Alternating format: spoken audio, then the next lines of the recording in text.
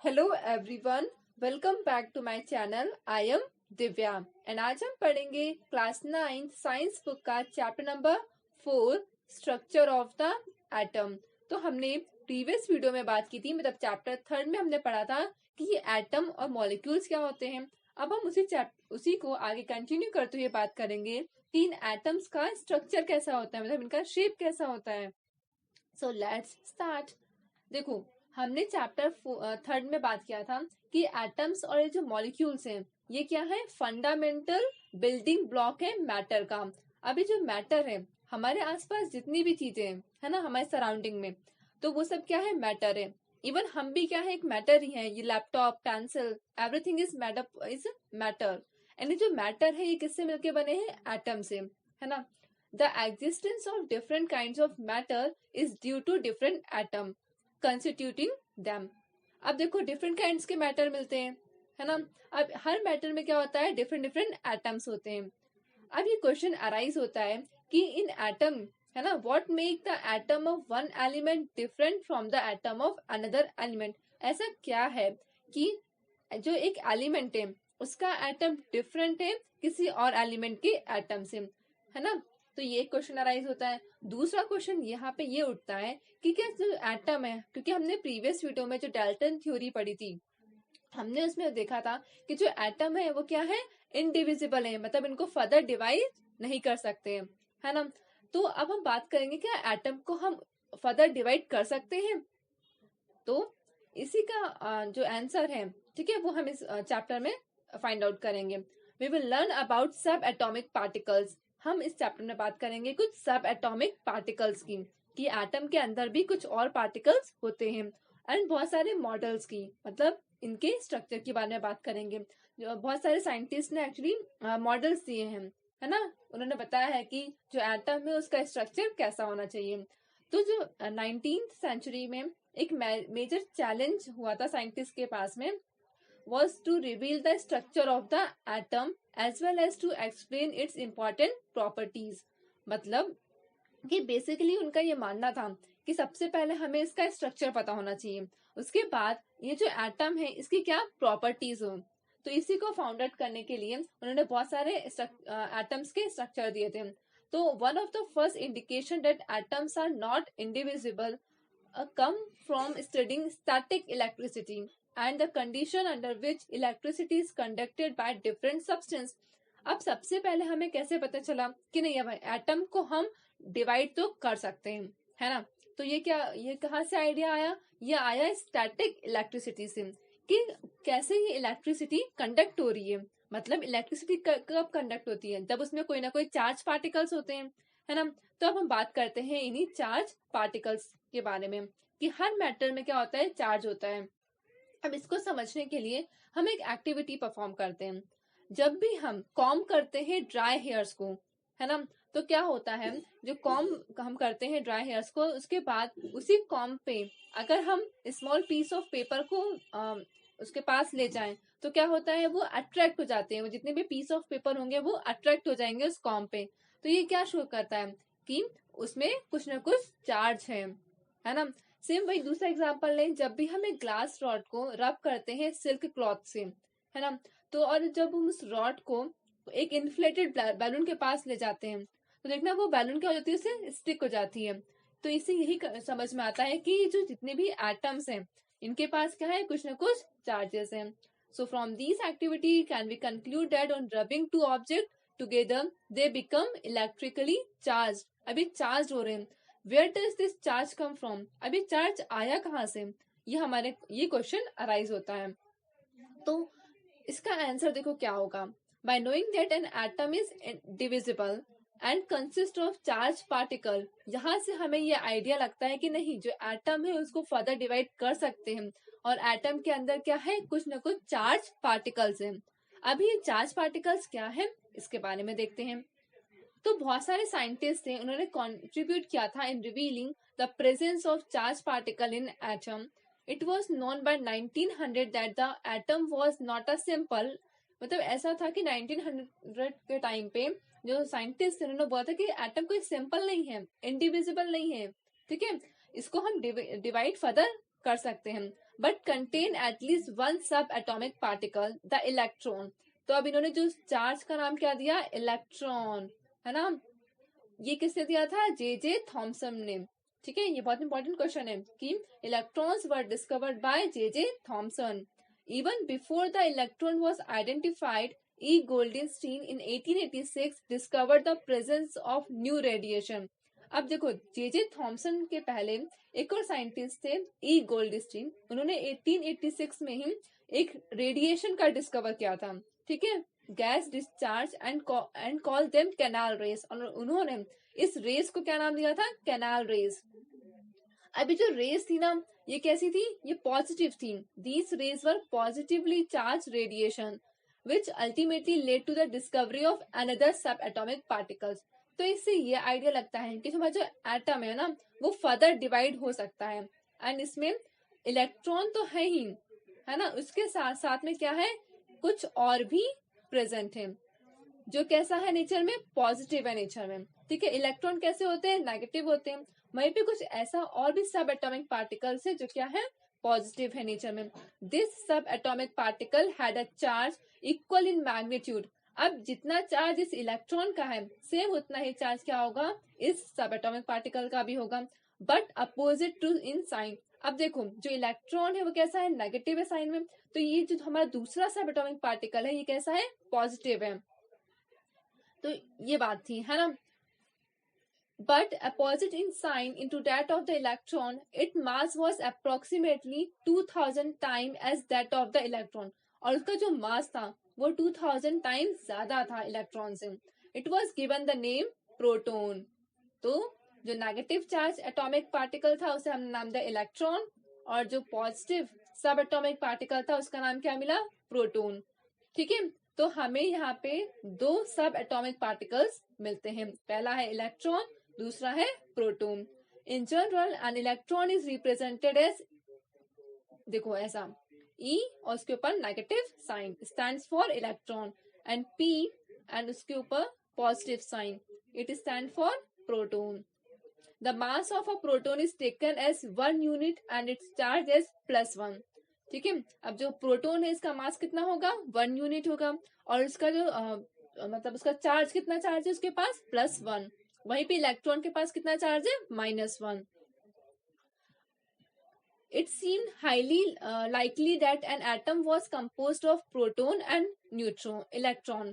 तो यहाँ पे देखो ऐसा बोला गया कि जो एटम है वो किससे मिलके बना है, प्रोटॉन और इलेक्ट्रॉन से, म्यूचुअली बैलेंसिंग देयर चार्जेस। अब वो क्या है, आपस में क्या कर रहे हैं, जो चार्ज इनके पास क्या कर रहे हैं, बैलेंस कर रहे हैं। It also appear that the proton were in the interior of the atom. And ऐसा भी देखने को मिला है कि जो प्रोटॉन है वो क्या है, इंटीरियर, मतलब जैसे वो एटम है तो उसके अंदर क्या है, ये प्रोटॉन्स हैं। For whereas electron could easily be peel of but not proton. और वहीं पे हम इलेक्ट्रॉन क्या है, ऊपर ऊपर है, जिसको हम इजिली देख मतलब निकाल सकते हैं, लेकिन प्रोटॉन को नहीं निकाल सकते। Now the big question was what sort of structure did. अब ये क्वेश्चन अराइज हुआ, ये तो हमने पता कर लिया कि नहीं यार उसमें क्या है, प्रोटॉन भी है और इलेक्ट्रॉन्स भी है। अब ये क्वेश्चन अराइज होता है, यहाँ पे क्वेश्चन उठता है कि अब इनका स्ट्रक्चर कैसे होगा, मतलब इनका अरेंजमेंट कैसे होगा, कैसे प्रोटॉन अरेंज होंगे, कैसे इलेक्ट्रॉन्स अरेंज होंगे। ठीक है, तो उसके लिए देखते हैं। तो सबसे पहला आता है स्ट्रक्चर ऑफ एटम। तो हमने चैप्टर 3 में पढ़ा था डाल्टन एटॉमिक थ्योरी में, इन्होंने सजेस्ट किया था कि एटम वाज इंडिविजिबल एंड इंडेस्ट्रक्टिबल, मतलब इसको फर्दर डिवाइड नहीं कर सकते, उसके फर्दर टुकड़े नहीं किए जा सकते।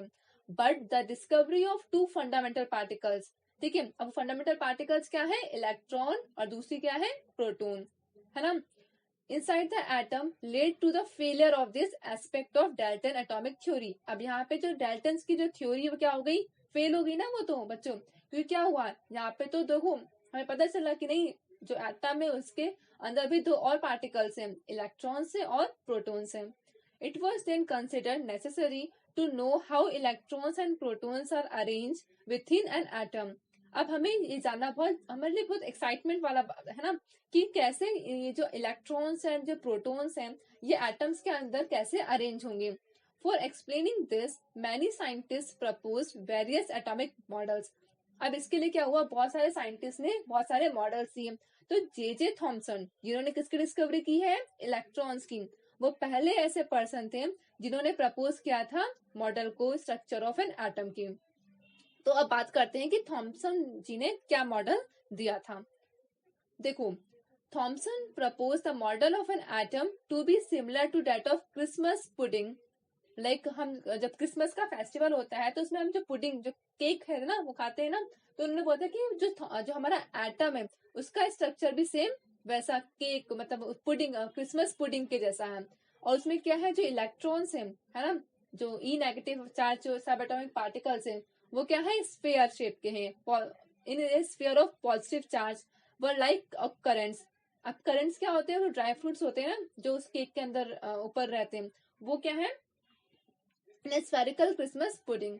We can also think of a watermelon. अगर हमें वाटरमेलन का एग्जाम्पल लूं तो वाटरमेलन का जो सीड्स होते हैं ना ब्लैक कलर के, ठीक है, वो क्या होते हैं, उन्होंने बोला कि जो सीड्स हैं वो क्या है, वो है हमारे इलेक्ट्रॉन्स। और वहीं पे जो एडिबल पार्ट होता है, जो हम खाते हैं, रेड कलर का जो पोर्शन होता है, उसे क्या बोला उन्होंने बोला कि वो सब क्या है, प्रोटोन है। देखो ये देखो, थॉमसन ने ऐसा कुछ मॉडल दिया था, बोला था कि ये जो सीड्स हैं ब्लैक कलर की, ये क्या है, इलेक्ट्रॉन्स हैं। और वहीं पे ये पूरा जो एडिबल पार्ट है, ये रेड वाला जो पूरा पोर्शन है, ये क्या है, पॉजिटिव पार्ट है, ठीक है, ये है प्रोटोन। तो ये तो मॉडल था थॉमसन जी का। लेकिन अब जो थॉमसन ने जो थ्योरी दी थी, उन्होंने बताया an atom consist of a positively charge sphere and the electrons are embedded in it. मतलब उन्होंने बताया कि जो एटम है वो उसमें पॉजिटिवली चार्ज स्फीयर है और उसके ऊपर इलेक्ट्रॉन्स क्या है, एम्बेडेड है। The negative and positive charge are equal in magnitude. अभी जो इलेक्ट्रॉन है और जो प्रोटॉन्स है, इनका जो मैग्नीट्यूड है ना, इनके जो मैग्नीट्यूड क्या है, इक्वल है। So the atom as a whole is electrically neutral है। देखो उनके जो चार्ज है वो आपस में क्या हो रहे हैं, कैंसिल हो रहे हैं। एक के पास नेगेटिव चार्ज है, एक के पास पॉजिटिव चार्ज है, तो आपस में दोनों क्या हो रहे हैं, कैंसिल हो रहे हैं। तो इससे क्या हो रहा है, जो एटम है वो इलेक्ट्रिकली न्यूट्रल है। Although Thomson model explain that atoms are electrically neutral, other scientists could not explain by this model as we will see below। अब हम बात करते हैं कुछ और साइंटिस्ट आए, उन्होंने अपना कुछ और अलग सा स्ट्रक्चर बताया, है ना। तो रदरफोर्ड थे, उन्होंने दिया था एटम का model. Ernst Rutherford was interested in knowing how the electrons are arranged within an atom। मतलब वो बहुत ज्यादा ही एक्साइटेड थे ये देखने में कि इलेक्ट्रॉन्स का कैसे अरेंजमेंट है एटम के अंदर में। तो रदरफोर्ड ने डिजाइन किया था एक एक्सपेरिमेंट को, ठीक है। For this, in this experiment fast moving alpha particles, देखो क्या होता है, अल्फा पार्टिकल्स होते हैं, ठीक है, जो बहुत तेज से मूव कर रहे थे। उनको उन्होंने सपोज करो गोल्ड की फॉइल शीट है, इस पे बहुत स्पीड में अल्फा पार्टिकल्स आ रहे हैं। अब क्या हुआ, ही सिलेक्टेड अ गोल्ड फॉइल। अब उन्होंने इस गोल्ड फॉइल को ही क्यों सिलेक्ट किया, बिकॉज क्योंकि वो उनका ये मानना था कि शीट जितनी ही, मतलब he wanted as thin a layer as possible, बहुत ही थिन लेयर चाहते थे ताकि जो रेज है ना वो उससे पास हो जाए। This gold foil was about 1000 atoms thick थी। Alpha particles are doubly charge helium ions. जो हीलियम आयन के आयंस होते हैं ना, उसका डबली चार्ज होता है, डबल चार्ज होता है, वो होते हैं alpha particle. Since they have a mass of 4 mu, इनका मास कितना होता है, 4 mu. The fast moving alpha particle have a considerable amount of energy होती है उनके पास। It was expected that alpha particle would be deflected by the sub atomic particles. मतलब उन्होंने ऐसा सपोज किया कि जो अल्फा पार्टिकल्स आ रही हैं वो क्या होंगी, ये थोड़ा बहुत डिफ्लेक्ट होंगी इस गोल्ड फॉइल से। Since the alpha particles were much heavier than the proton, he did not expect to see large deflection। अब देखो क्या है, जो अल्फा पार्टिकल्स हैं ये बहुत ज्यादा क्या होती है, हैवी होती है एज कंपेयर टू प्रोटोन, है ना। तो उनका ये माना था कि ज्यादा इसमें डिफ्लेक्शन देखने को नहीं मिलेगा।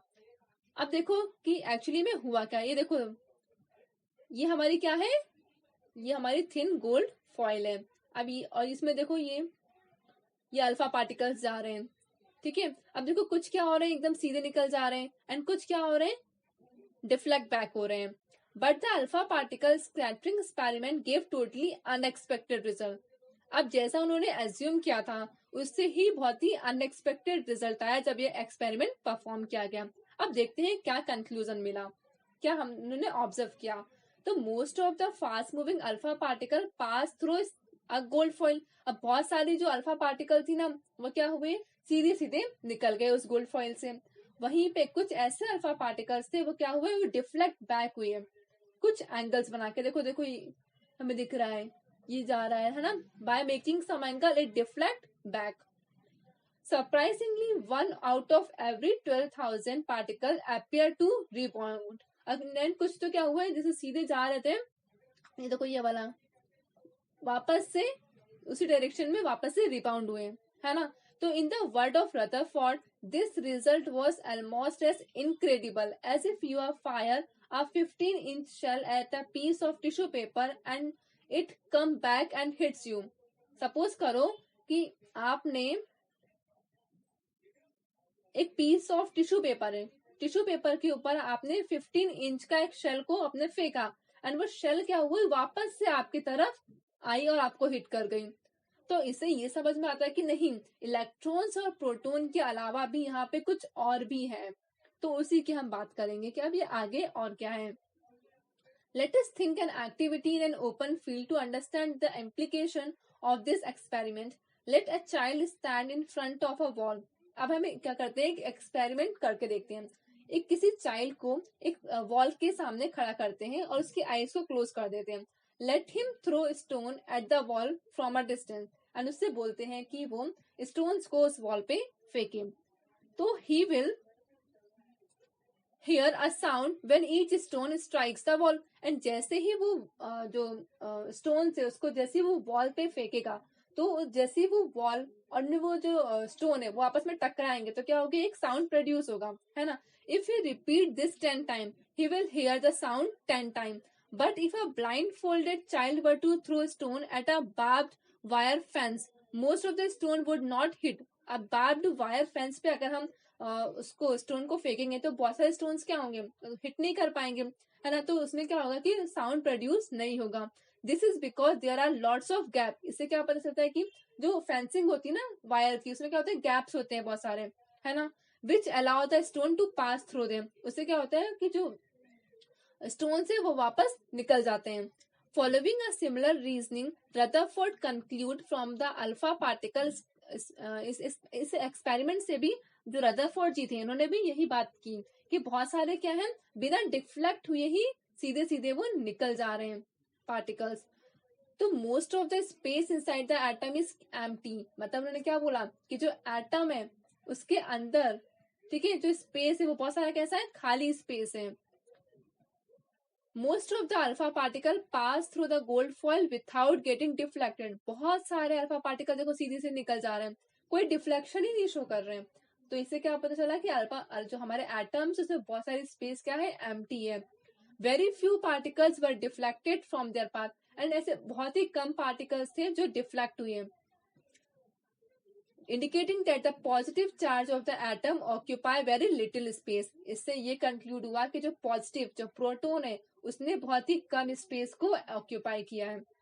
A very small fraction of alpha particle were deflected by 180 degree, and कुछ तो ऐसे थे जो 180 डिग्री एंगल बना के डिफ्लेक्ट हो रहे थे, मतलब बहुत ही कम, 12,000 में से एक ही, indicating that all the positive charge and mass of the gold atom were concentrated in a very small volume within the atom। मतलब ये एटम है तो इसके अंदर जितना भी प्रोटॉन, जितना भी पॉजिटिव चार्ज है, जो मास है, वो बहुत छोटे से एक कंसंट्रेटेड फॉर्म में यहाँ पे प्रेजेंट है।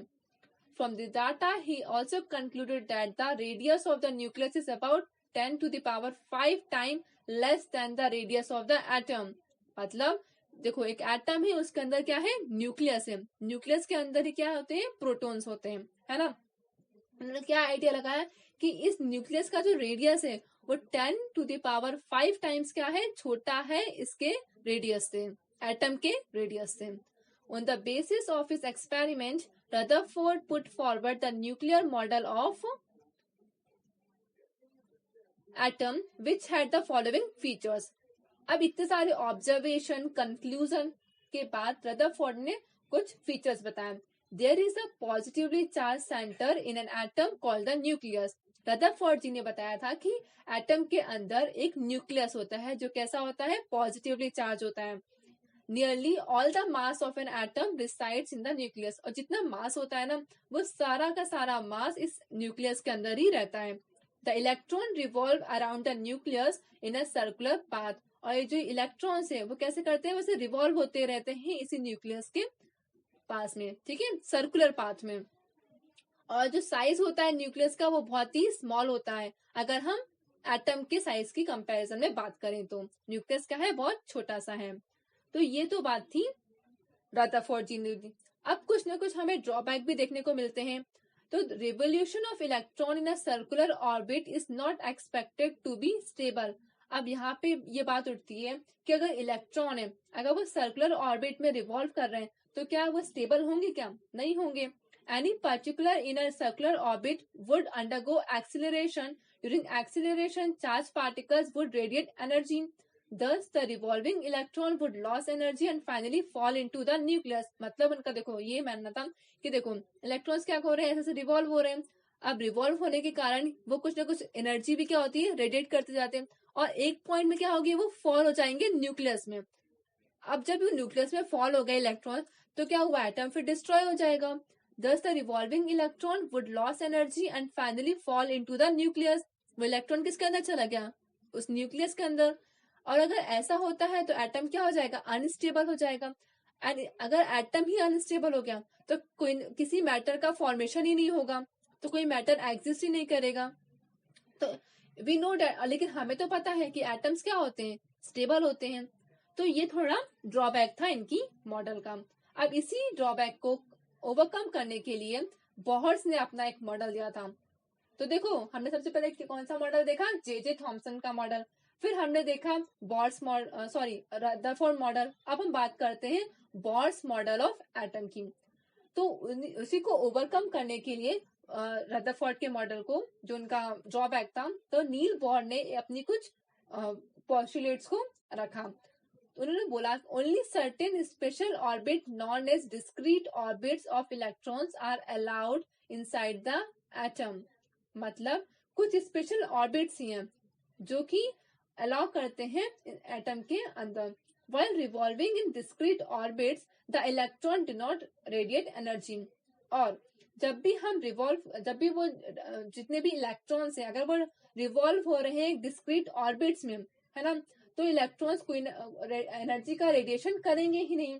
और अगर कोई रेडिएशन ही नहीं होगा, है ना, एनर्जी का, तो वो जो इलेक्ट्रॉन है वो एक्सिलरेट ही नहीं होंगे और वो मतलब जो न्यूक्लियस है उसमें फॉल ही नहीं कर पाएंगे। तो इससे क्या पता चला कि नहीं, एटम क्या होंगे, स्टेबल होंगे। दीज ऑर्बिट्स और shell are called energy level. And इसी ऑर्बिट को हम लोग बोलते हैं energy level. Energy level in an atom are shown in figure. देखो ये फिगर दिख रहा है ना, ये देखो न्यूक्लियस है, ये पूरा हमारा बाहरी जो स्ट्रक्चर है वो क्या है, एटम है। ये हमारा क्या है, न्यूक्लियस है। अब इलेक्ट्रॉन्स क्या है, इसी ऑर्बिट में से रिवॉल्व करते हैं।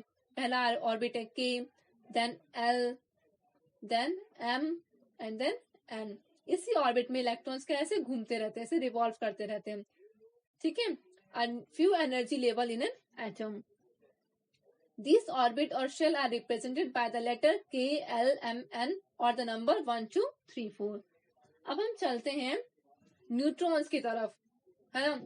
तो 1932 में जेम्स चैडविक उन्होंने डिस्कवर किया था एक और सब एटॉमिक पार्टिकल जिसे हम बोलते हैं न्यूट्रॉन्स। अभी जो न्यूट्रॉन है ना, इसके पास कोई भी चार्ज नहीं है। लाइक हमने देखा ना, इलेक्ट्रॉन्स के पास पॉजिटिव चार्ज है और प्रोटॉन के पास, सॉरी, इलेक्ट्रॉन्स के पास नेगेटिव चार्ज है, प्रोटॉन कैरी करता है पॉजिटिव चार्ज। वहीं पे जो न्यूट्रॉन है इसके पास कोई भी चार्ज नहीं है, ठीक है। And a mass nearly equal to that of proton, but इसके पास मास है जो किसके बराबर है, प्रोटॉन के बराबर है। It was eventually named as neutron. इसका नाम क्या रखा गया, न्यूट्रॉन। क्यों, neutron are present in the nucleus of all atom. अब हमारा जो एटम है ना, जितने भी एटम्स हैं सबका जो न्यूक्लियस है उसमें प्रोटॉन होते हैं और न्यूट्रॉन, एक्सेप्ट हाइड्रोजन। लेकिन हाइड्रोजन क्या है, एक एक्सेप्शन एलिमेंट है। In general a neutron is represented as n. जैसे हमने इलेक्ट्रॉन कैसे रिप्रेजेंट किया था, ई से, प्रोटॉन को स्मॉल पी, वैसे न्यूट्रॉन को small n. The mass of an atom is therefore given by the sum of the masses of proton and neutron present in the nucleus. जब भी हमें किसी एलिमेंट के मास का मतलब मास पता करना होता है तो हम कैसे निकालते हैं, जो प्रोटॉन कितने प्रोटॉन है मतलब क्या और कितने न्यूट्रॉन हैं, ठीक है। मतलब प्रोटॉन का मास कितना है, न्यूट्रॉन का मास कितना है, दोनों को ऐड कर देते हैं तो हमें पर्टिकुलर एलिमेंट का मास पता चल जाता है। So thank you, stay connected for more videos.